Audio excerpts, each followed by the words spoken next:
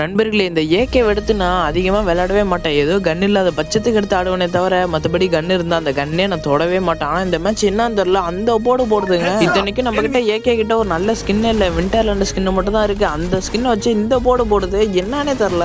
அடிக்கிற ஒவ்வொரு கில்லும் ஹெட்ஷாட் இல்லாமல் இருக்காதே, எல்லா கில்லுமே ஹெட்ஷாட்லேயே தான் முடியுது. மொதல் 2 பேர்த்த நல்லா அடிச்சோன்னே சரி பரவாயில்ல, ஏகே ஏதோ இந்த மேட்ச் நல்லா ஆடுது அடிக்கன்னு ஏகேவும் எடுத்துக்கிட்டேன். பக்கத்துலேயே யூஎம்பி வச்சுக்கிட்டேன். செம்ம காம்பினேஷனாக இருக்கு. யூஎம்லேயும் பாருங்க என்ன சரி, அதில் ஹெட்ஷாட்லாம் வெயிட்டிங்கில் இருக்கு. நண்பர்களே, சொல்ல போனோம்னா எனக்கு கொஞ்சம் குளோவாலே வராது. இந்த பிஆர்லாம் ரூம் மேட்ச்ல பக்காவா ஆடுவேன், அது வேற விஷயம். ஆனால் இந்த பிஆர்ல கரெக்டாக குளோவாலே அடிக்க மாட்டேன். இப்பெல்லாம் கொஞ்சம் கற்றுக்கிட்டேன். நாக் பண்ணாலே ஒரு குளோவல் போடுற மாதிரிலாம் கற்றுக்கிட்டேன் நிறையாவே. இவ்வளோ தூரம் டெத்தே ஆகாம ப்ளே பண்ணியிருக்கேன் அந்த மேட்ச்சில். ஆனால் அதுக்கப்புறம் நம்ம சாவ அடிச்சிட்டானுங்க. அதுக்கப்புறம் ரிவே ஆகிட்டு இந்த ஏர்ட்ராப்ல 100 புல்லட் எடுத்து தலையை தவிர வேற எங்கேயுமே புல்லட் இறங்கல. இவன் அடிச்சதுக்கப்புறமா பின்னாடியே ஒரு பைபிள வதக்குவதுக்கு எடுத்து அழுத்த ஆரம்பிச்சிட்டான். வதக்குவதுக்கு அப்படின்னா என்னன்னு கேட்காதீங்க, மேக்ஸிமம் தான் நாங்கள் அப்படி சொல்லுவோம். எங்கள் பாஸ் எப்படி தாங்க, நம்ம பசங்க கம்முனே இருக்க மாட்டானுங்க. ஒவ்வொரு கண்ணுக்கும் ஒவ்வொரு அடமொழி வச்சிருவானுங்க.